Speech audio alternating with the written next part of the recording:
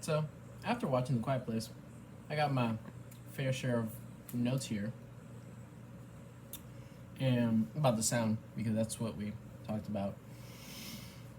So, when we talk about the non-diegetic, diegetic, the music and the environment, each one is like their own different thing.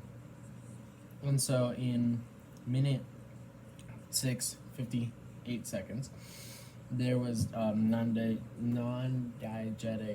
example, which was the song.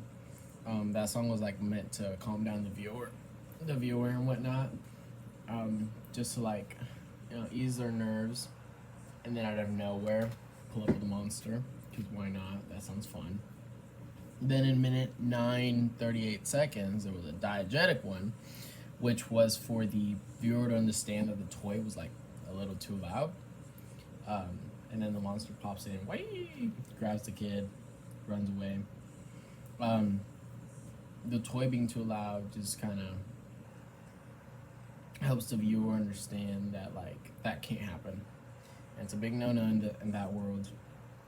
Then in minute 51 and 20 seconds, the music like intensified and made the scene more suspenseful, which is like a technique that a lot of filmmakers and directors and editors and the whole film crew uses to get the attention. Is it the attention? Not the attention. Make the viewer more nervous and expect something to happen. So